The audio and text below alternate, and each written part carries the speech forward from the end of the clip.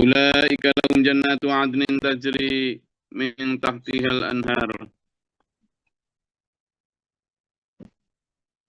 Jadi yang kemarin dijanjikan Allah bahwa siapapun yang baik amalnya akan diberikan kepada mereka surga Aden yang mengalir sungai-sungai di bawahnya.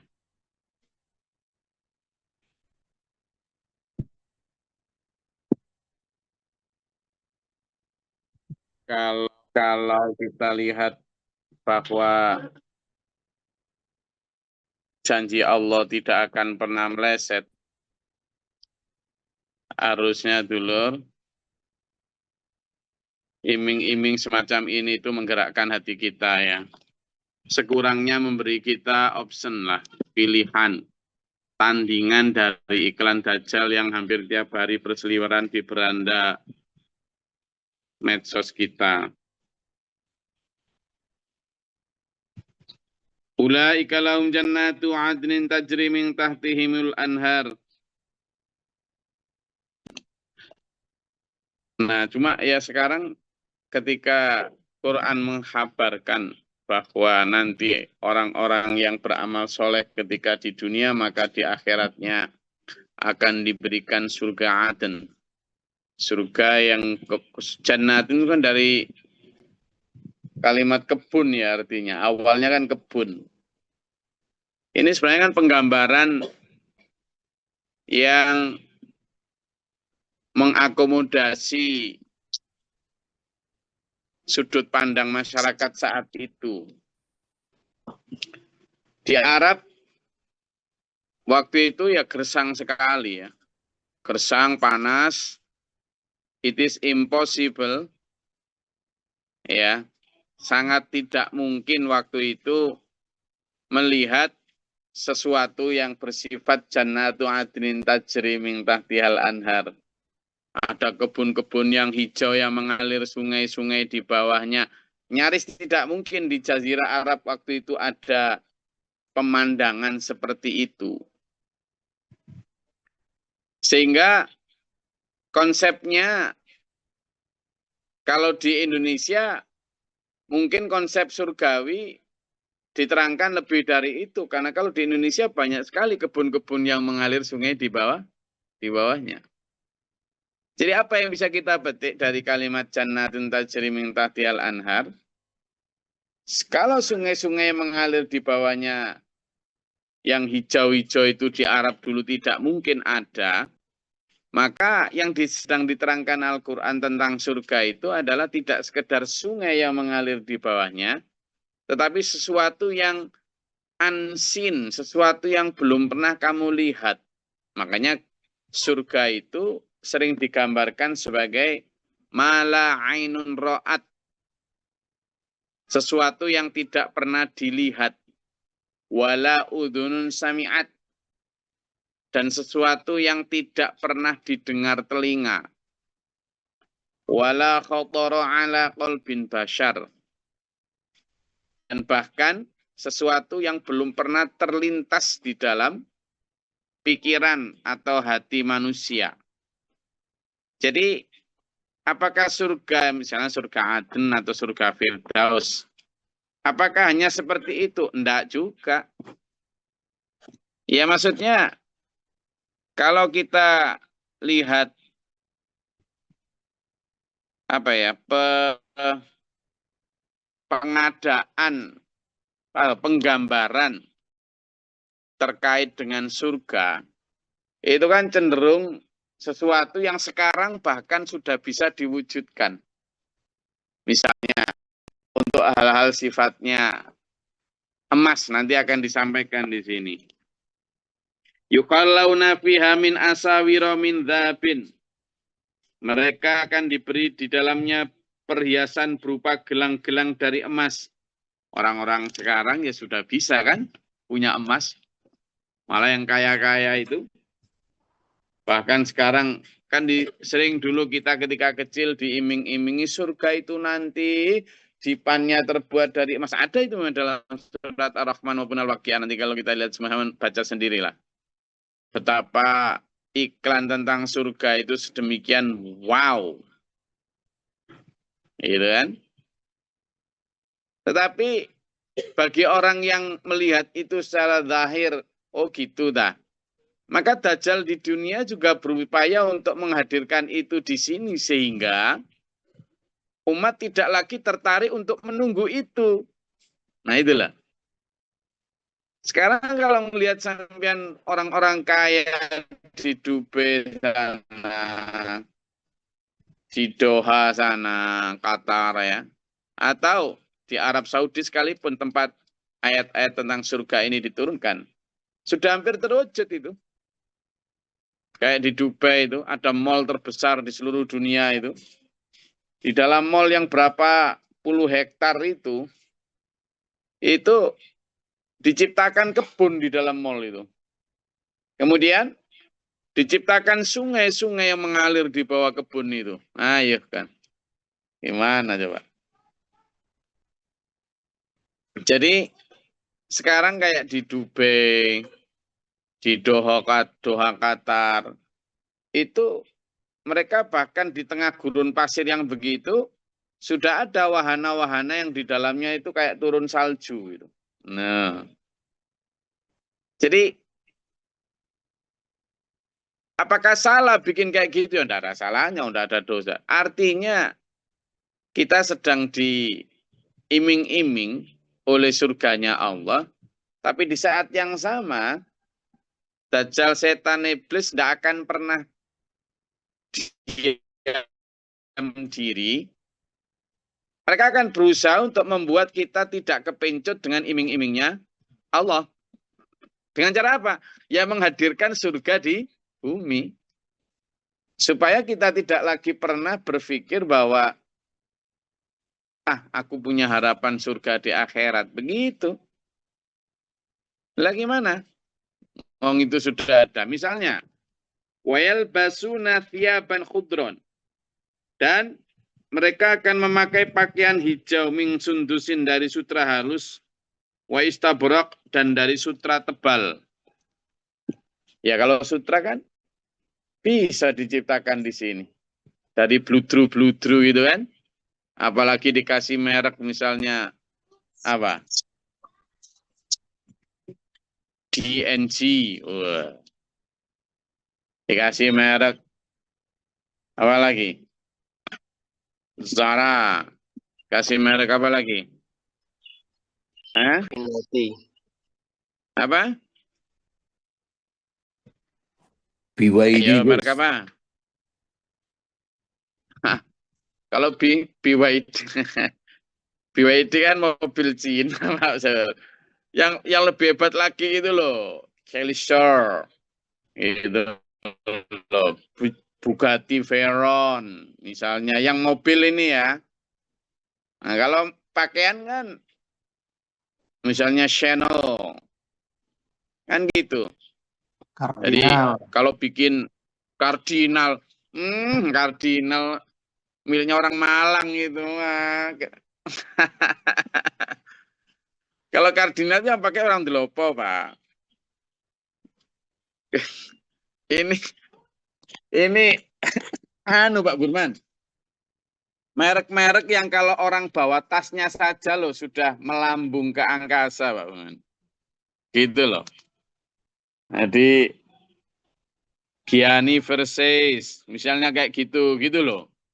Jadi Louis Vuitton,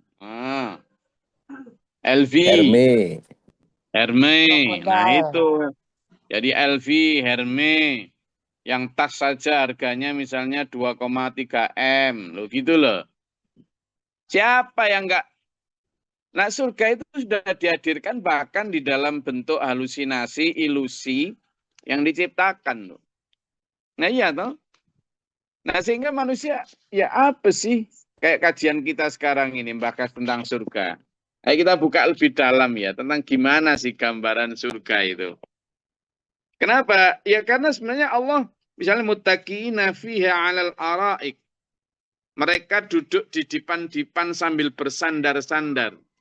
Coba di rumah-rumah penthouse atau misalnya apartemen-apartemen yang mahal gitu ya. Di yang penthouse lah, jangan yang sekedar apartemen biasa itu kan. Penthouse itu ya kayak pantes lah ngono Kang. Ya kan? Itu atau misalnya villa-villa yang udah ada tuh orang yang punya villa di Dubai sana itu yang harganya hampir 1 triliun, 2 triliun, apa 1 triliun, 2 triliun atau berapa itu.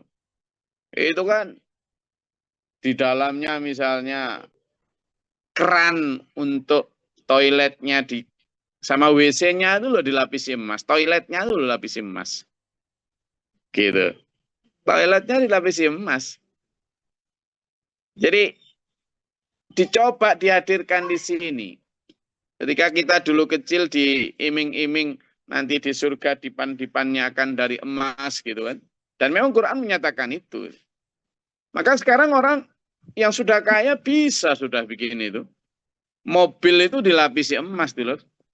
Iya, iya. Bahkan seluruh mobilnya. Jadi mobil kayak misalnya Lamborghini gitu ya. Itu kan sudah mahal tuh. Miliaran mesti. Yang Gallardo aja berapa tuh? Yang Lamborghini Gallardo itu misalnya. Itu orang-orang Arab, orang-orang terutama kaya Dubai itu enggak cukup. Jadi mobil itu dilapisi apa? Dilapisi emas lagi. Gitu lah. Lamborghini itu dilapisi emas. Sehingga dan bahkan tidak aja dilapisi emas, tapi juga ditaburi berlian. Coba tak tunjukkan gambarnya ya. Tak tunjukkan gambarnya ya. Biar sampean kepingin, biarin. Coba nanti kita kemudian masih kepingin surga enggak gitu ya. Bentar. Masih kepingin dengan tawaran surga enggak kalau dengan kemewahan yang sudah disediakan oleh dunia. Makanya kemarin kan kita bicara tentang wala ta'du ainaka anhum gitu kan. Nah, apalagi manusia di dunia ini tidak apple to apple disandingkan dengan surga.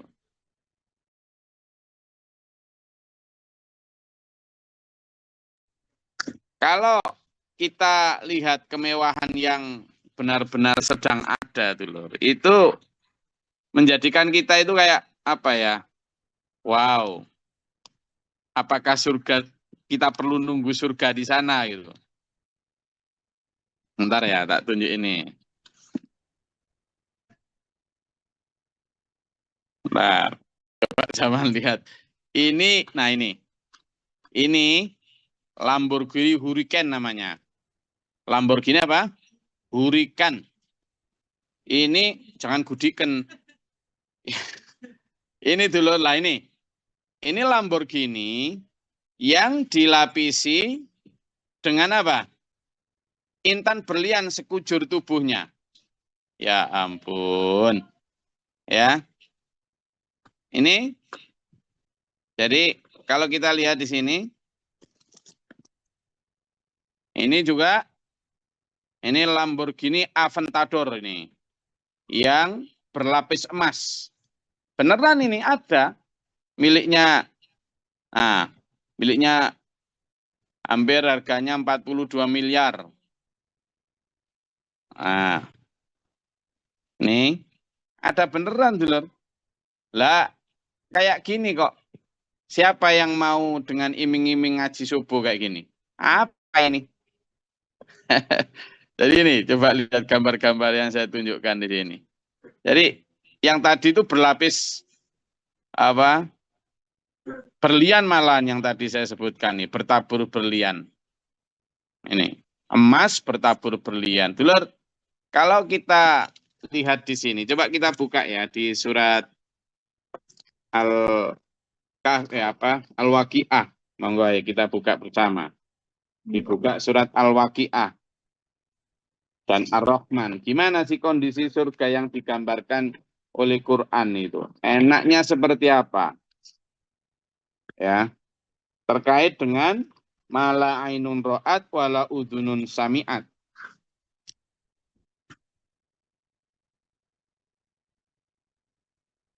Jadi kalau kita lihat di Al-Quran mulai dari ayat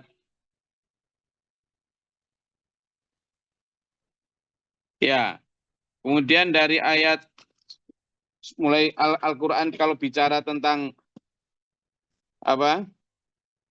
Surga mulai dari ayat 47 itu 46 coba. Ayat 46. Monggo kita baca bersama-sama ayat 46 surat Ar-Rahman.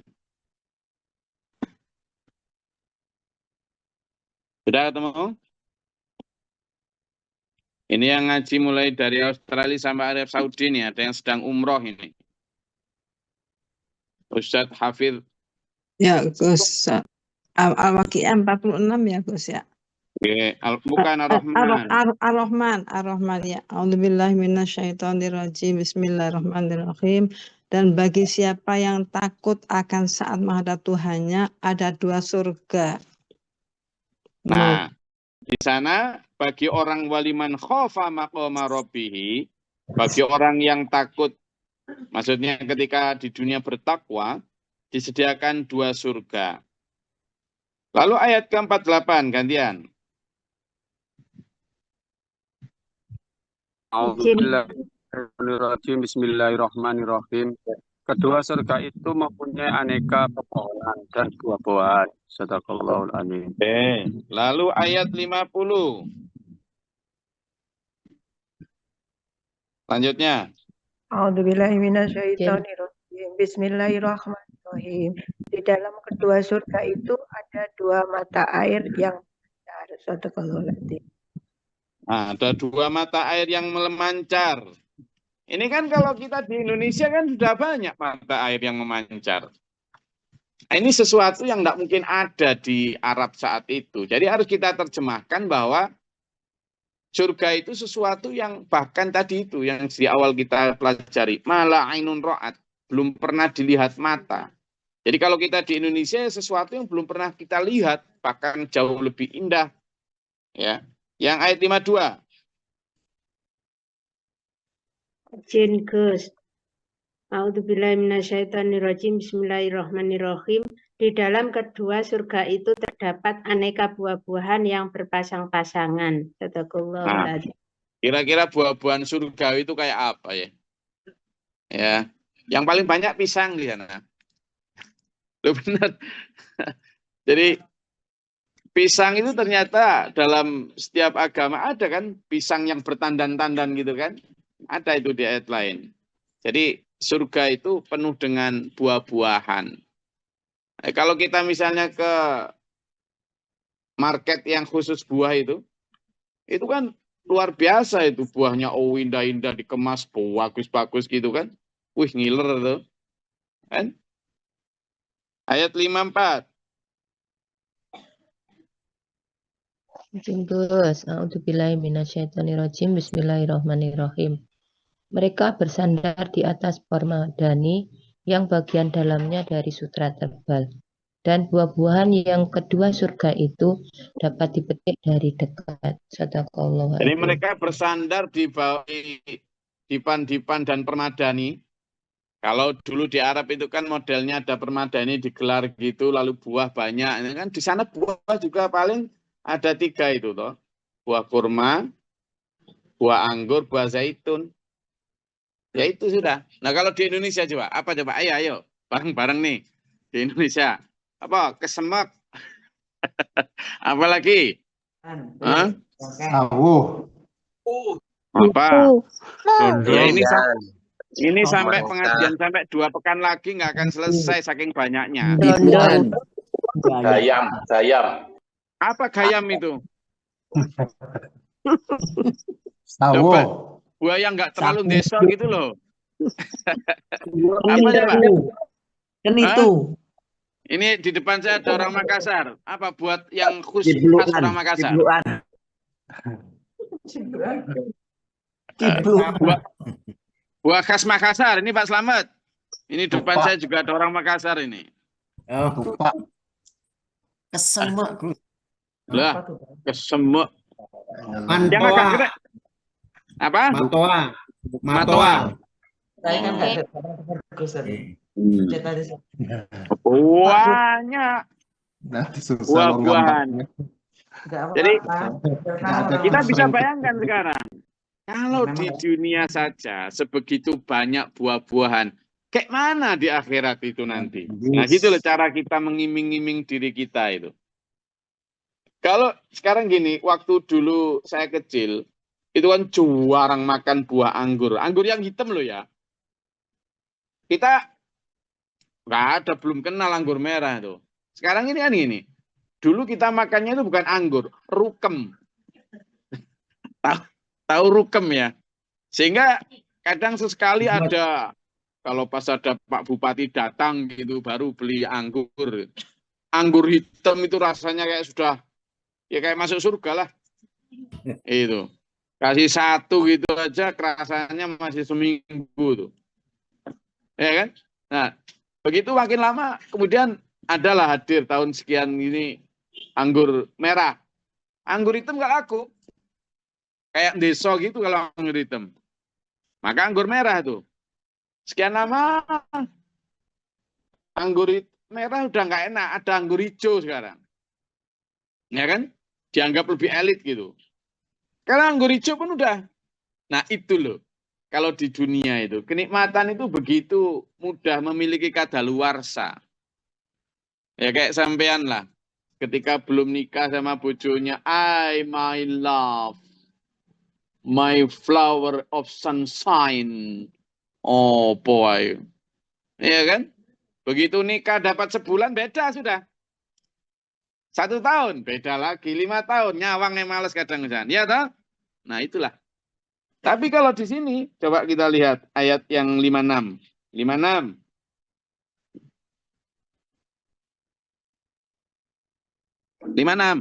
Ar-Rahman. Izin.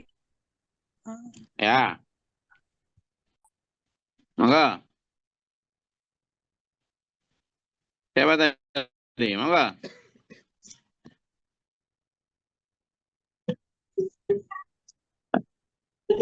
Halo? Ayo silakan. Ayat 56. Bismillahirrahmanirrahim. Di dalamnya ada bidadari yang membatasi pandangannya hanya untuk pasangannya dan tidak pernah disentuh oleh manusia sebelum mereka dan tidak pula oleh jin. Shadaqallahul Ah, coba. Di dalamnya ada bidadari-bidadari yang membatasi pandangan yang lam yatmithunna insum qablahum walajan. Benar-benar fresh from the oven. Nah, jadi kalau roti gitu kan ada yang belum pernah disentuh oleh pembeli lain. Ya, berarti masih fresh dari oven tuh. Ini ada bidadari yang belum pernah disentuh, dilihat orang aja lo belum pernah. Tapi secantik apapun bojo sampean lah sudah pernah dilihat orang. Iya toh? Di sana enggak. Nah ini yang nggak akan membosankan karena nggak pernah muda dia. Ayat 58 tuh, coba. Nggak pernah muda, wong dia nggak pernah kecil. Ayo ayat 58. Izin Gus, a'udzubillahi minasyaitonirrajim. Bismillahirrahmanirrahim. Seakan-akan mereka itu permata yakut dan marjan. Shadaqallahul azim. Harusnya yang baca ini laki-laki ini. Ya. Coba itu loh seperti yakut dan marjan. Nah kan kita nggak bisa bayangkan gimana bentuk perempuan atau bidadari yang seperti itu. Ayat ke-60.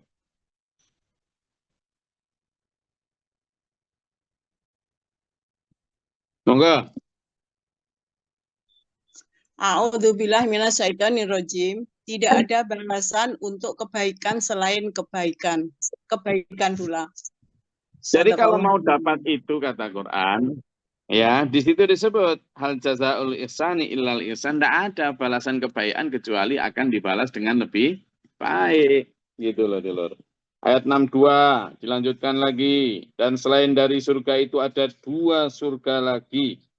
Ya, ada juga yang baik surga dunia maupun surga akhirat. Dan seterusnya.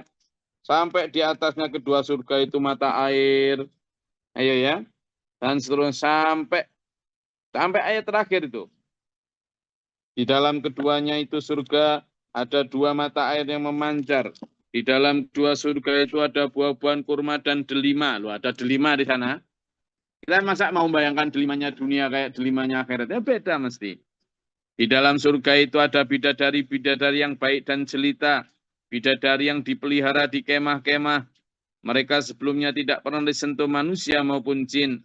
Mereka bersandar pada bantal-bantal yang hijau dan permadani-permadani yang indah. Maka nikmat Tuhan mana yang kamu dustakan? Maha suci nama Tuhanmu, pemilik keagungan dan kemuliaan. Jelas? Kalau kita lihat di sini kembali ke ayat yang sedang kita bahas. Di ayat 31 surat Al-Kahfi. Itulah ni'mat tawab wa hasunat murtaqo. Inilah yang jadi kita highlight atau stressing pada pagi hari ini, dulur ya. Bahwa surga itulah sebaik-baik tempat istirahat. Sampean kalau mau healing, mau istirahat dari kesibukan dunia biasanya apa? Biasanya apa atau ngapain? Ke pantai. Kalau sama keluarga biasanya apa? Makan. Itu kalau sebentar. Kalau sehari 2 hari? Apa? Yang keras? Oh, apa istilahnya bapak-bapak yang di ini? Kalau ini ada YouTuber di depan saya ini. Namanya Mas Alwi. Pengikutnya udah jutaan ini.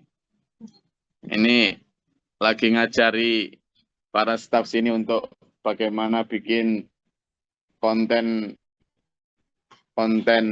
yang mendidik. Nah, ini katanya di apa tadi? Staycation katanya. Ibu-ibu ngerti nggak? Bapak-bapak ngerti nggak staycation? Ini kata Allah, staycation yang terbaik adalah apa? Wahasunat murtafaqo. Istirahat yang terbaik itu nanti di akhirat, di surga. Wes sekali ya. Apa? Nggak apa-apa sih. Healing tipis-tipis gitulah.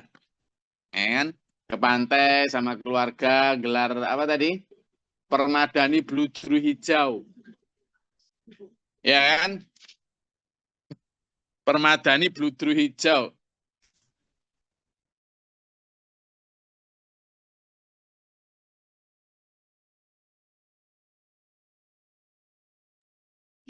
Jadi permadani bludru hijau yang sangat apa? Jadi kalau sampean ke pantai biasanya apa yang sampean bawa? Makanannya apa Bapak Ibu?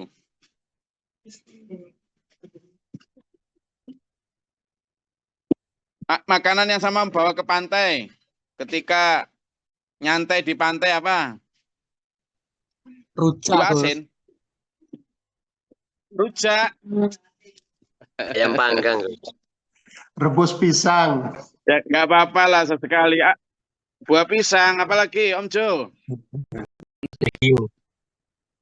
Rebus ubi. Ya nggak apa-apa sesekali. Tapi pada saat itu sambil gini lo mikirnya dulur, biar kita tertarik itu. Nggak apa-apa, staycation juga nggak apa-apa, baik-baik saja ya. Tapi sambil sampean didik diri kita begini.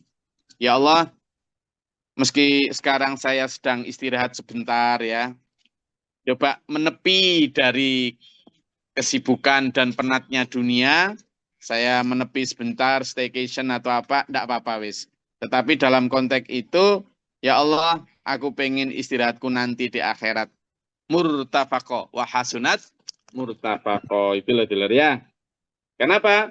Karena Allah memberikan yang gini. Wadrib lahum mathalar rajulaini ja'alna li hadima jannataini min anabi wa hafafnahuma binakhli wa ja'alna bainahuma zar'a. Nanti akan kita bahas itu.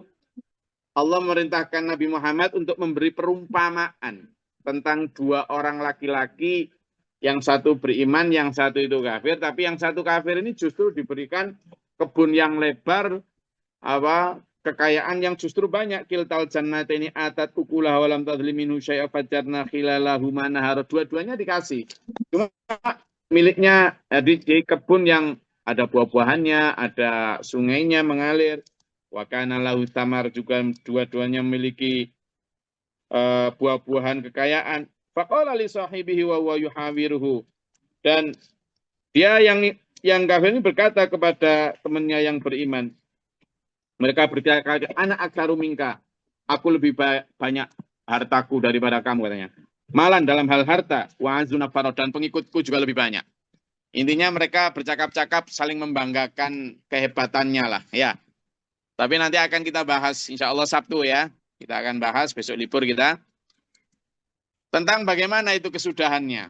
Nah, Allah ingin menggambarkan di situ bagaimana dunia surga yang ditawarkan itu beda sama yang di akhirat.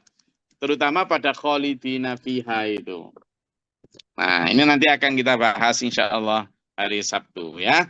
Tentang bagaimana perumpamaan dua orang yang memiliki kebun tadi itu. Saya rasa itu kajian kita pada pagi hari ini. Jadi silakan menikmati surga dunia. Sementara besok libur kita. Ya, sambil memikirkan, oh ternyata yang terbaik wa hasunat murtafaqo. Jadi kalau mau istirahat, ya Allah kok penatnya gini mengikuti ajaranmu ya Allah. Tidak apa-apa, sebentar lagi garis finish pasti akan ada di depan kita ya. Percaya saja. Gitu. Oke? Ada yang mau disampaikan?